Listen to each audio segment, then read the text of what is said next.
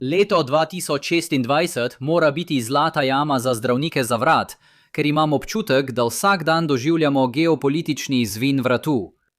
Samo 24 ure nazaj sem razpravljal o možnostih za Project Freedom, sistem, ki so ga Združene države želele vzpostaviti za evakuacijo ladij, ki so obtičale v Perzijskem zalivu.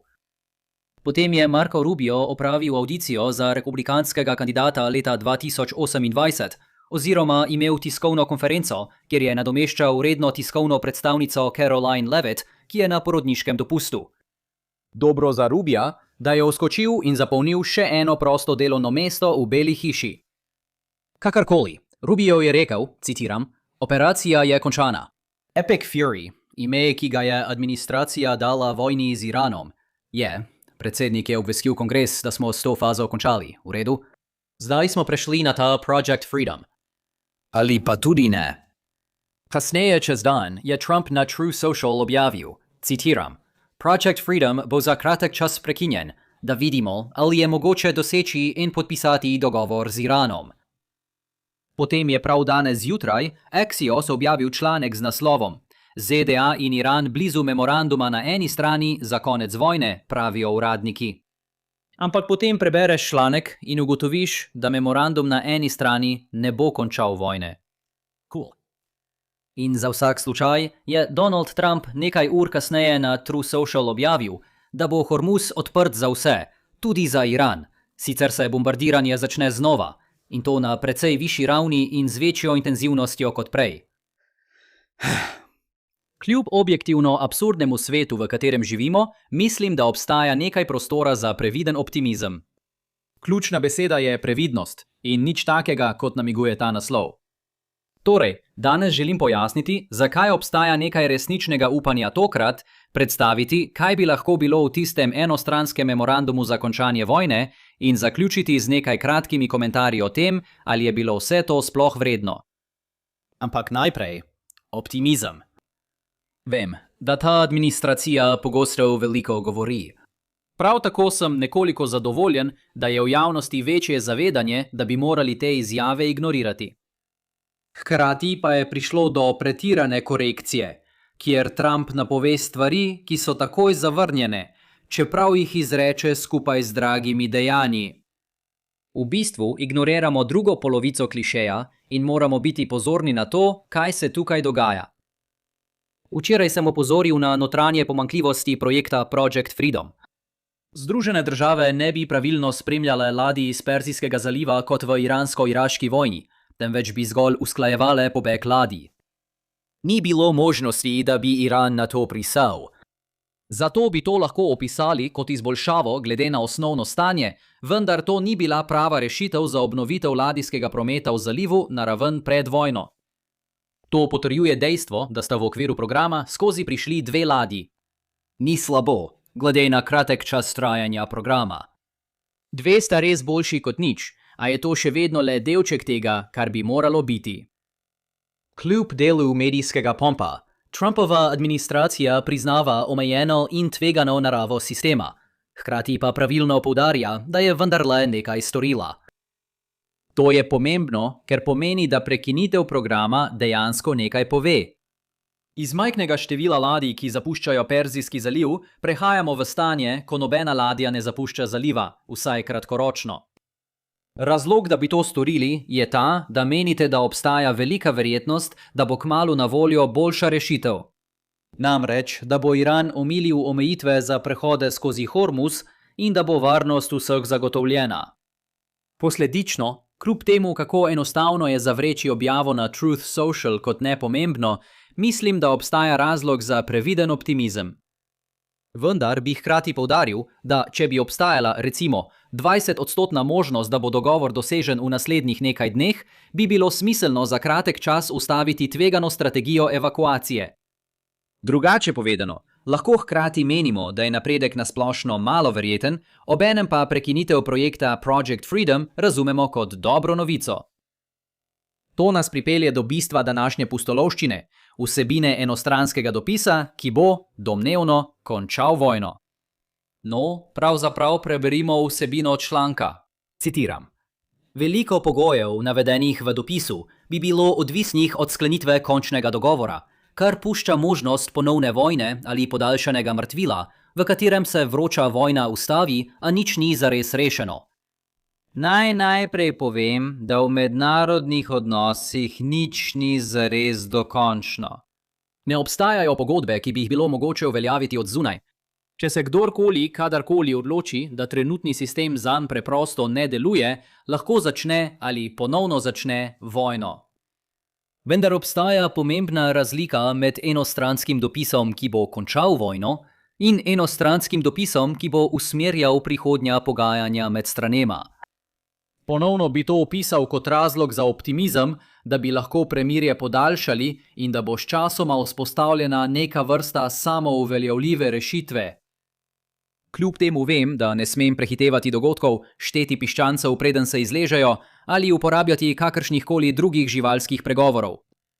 Poglejmo si, kaj je v tej domnevni noti, ki naj bi končala vojno. Sledilo bo 30-dnevno obdobje, v katerem se bo Hormuška ožina postopoma ponovno odprla za ves promet in tako končala obe polovici blokade. Iran bo odstranil svoje visoko obogatene uran iz države. Začela se bo 12 do 15-letna prepoved bogatenja urana v Iranu, nato pa bo uvedena omejitev bogatenja na največ 3,67%. Upoštevajte, da je koncentracija urana 235 v višini 3,67% zadostna za delovanje jedrskih elektrarn, ni pa dovolj za izdelavo jedrskega orožja. Iran bo prenehal z obratovanjem podzemnih jedrskih objektov. Iran se bo zavezal, da nikoli ne bo razvil jedrskega orožja, popolnoma brezpredmeten ukrep v svetu mednarodnih odnosov, če smem pripomniti. Iran bo pristal na okrepljen režim inšpekcijskega nadzora, skoraj zagotovo pod okriljem Mednarodne agencije za jedrsko energijo. To je dejansko pomembno, ker lahko inšpektorji preverijo, ali Iran spoštuje dogovor. Združene države bodo odpravile gospodarske sankcije proti Iranu in sprostile različna iranska sredstva, ki so trenutno zamrznjena. Za enostranski dopis je to precej podroben oris tega, kaj se bo zgodilo v preostanku pogajanj. Če mi dovolite, da zdaj postavim celo vrsto vprašanj, bo postalo jasno, da ena sama stran ne more predstavljati pravega dogovora. Če se preliv postopoma ponovno odpre, v kakšnem vrstnem redu bodo države končale svoje blokade? Katere ladje dobijo prvo pravico prehoda? Ali lahko minolovci takoj vstopijo v preliv, da to olajšajo? Kdo bo zagotovil minolovce? Ali bo Evropa ujeta v ta proces, kot sem ves čas opozarjal? Ali bo Francija prva tam, saj je pravkar napovedala, da premika svojo letalonosilko v Rdeče morje v pripravah na hiter odhod v Hormuz? Kdo bo prevzel visoko obogateni uran iz Irana? Kako bo videti veriga skrbništva, ko bo šel iz Irana k nekomu drugemu? Kaj se bo zgodilo z uranom potem? Ali ga bo kdo kupil? Ali ga bodo razrečili na 3,67% in ga vrnili Iranu za njegove jedrske elektrarne? Kako bo Iran sicer zagotovil gorivo za svoje jedrske elektrarne? Kako lahko kdo ve, ali je količina, ki jo Iran preda, resnična količina, ki jo Iran ima? Kaj se bo zgodilo z vsemi centrifugami, ki bogatijo uran na nekaj več kot 60%? Bodo uničene. Bodo pod 24-urnim nadzorom Mednarodne agencije za jedrsko energijo. Kako hitro lahko inšpektorji se odločijo obiskati lokacijo? Kdo ima pravico narekovati odločitev o izbiri teh lokacij? Ali obstajajo kakršnekoli omejitve glede narodnosti inšpektorjev? Ali obstajajo omejitve glede tega, kam lahko gredo inšpektorji? Ali lahko obiščejo samo prijavljene lokacije? Kaj pa če Združene države verjamejo, da Iran uporablja neprijavljeno lokacijo za tajno obogatenje urana? Ali lahko IAEA obišče to lokacijo? Kaj pa druge vojaške lokacije? Ali je Iran zaskrbljen, da bodo obiski IAEA po vsej državi razkrili pomembne nejedrske skrivnosti?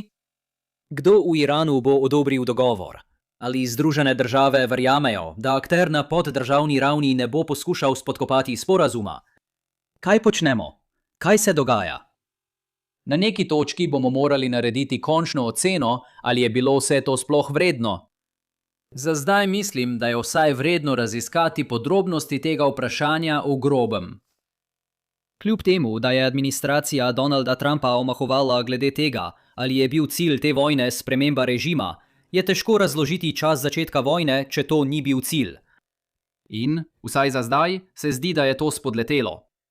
Obotavljal bi se podati močne trditve o dolgoročnih posledicah, saj je iranska vlada utrpela precejšnje izgube, kar lahko vpliva na dogajanje v državi v naslednjih nekaj letih. Drugače povedano, možno je, da bi lahko čez 1 leto videli spremembo režima, kar se ne bi zgodilo, če se Združene države ne bi lotile te vojne. A to je za zdaj vse le špekulacija. Pričakovanje spremembe režima pa se je v primerjavi z osnovnim pričakovanjem na začetku vojne zmanjšalo. Kar zadeva jedrsko vprašanje, kazalniki niso videti obetavni. Časovni okviri, ki so predlagani za dogovor, so presenetljivo podobni skupnemu celovitemu akcijskemu načrtu, podpisanemu v času Obamove administracije. Vendar sta tukaj 2 točki, ki jo je vredno omeniti. Prvič, JCPOA je bil podpisan pred več kot desetletjem in 10 do 15 let od leta 2026 je daljši časovni okvir kot 10 do 15 let od leta 2015. In drugič, toliko iranske protizračne obrambe je bilo uničene, da bi morala država najprej to obnoviti, preden bi lahko zaščitila jedrski program. To pa ima konkreten vpliv na iransko spoštovanje sporazuma. Ob Hormuški ožini je vse skupaj videti kot izenačeno, če predpostavimo, da se strani vrnejo na prejšnje stanje, kot je trenutno predlagano. Še vedno vidim, da večji mediji razpravljajo o tem, kako se je svet spremenil, ker je Iran spoznal svojo moč nad Hormuzom, kar je na ravni amaterske zmote in neumnosti. Iran je vedno vedel, da ima to moč na dolžino. To moč je uporabil med tem konfliktom in še naprej jo bo lahko izkoriščal v prihodnosti. Zadnji del, ki na Zahodu prejema malo pozornosti, a je ključen za partnerje v regiji, je ta, da je Iran v dogledni prihodnosti izgubil sposobnost projiciranja moči v regiji. Iran ne more več pošiljati vojaške pomoči svojim partnerjem v osi odpora na enaki ravni kot v preteklih desetletjih, kar pomeni, da bo življenje za Saudsko Arabijo in Izrael v naslednjih nekaj letih nekoliko lažje. Zdaj, ali je bilo vredno? To je politično vprašanje, zato bodo vaši odgovori različni. Ni dvoma, da so Združene države Amerike plačale precejšnjo ceno v smislu uporabljenih materialnih sredstev za to operacijo. Ni dvoma, da vrnitev ožine v prejšnje stanje ne izniči vse gospodarske škode, ki je bila v tem času povzročena. Ni dvoma, da so Združene države Amerike zaradi tega še dodatno spravile v nejevoljo večino svojih tradicionalnih zaveznikov. Ni dvoma, da so ameriški potrošniki nezadovoljni zaradi naraščajočih cen goriva. Ni dvoma, da bodo ameriški potrošniki čez 6 mesecev še naprej razočarani, ko bomo začeli opažati učinke višjih cen hrane. Čez 6 ali 7 let bomo morali ponovno preučiti posledice teh učinkov, še posebej v povezavi z geopolitičnimi ranljivostmi, ki se jim je ZDA sama izpostavila.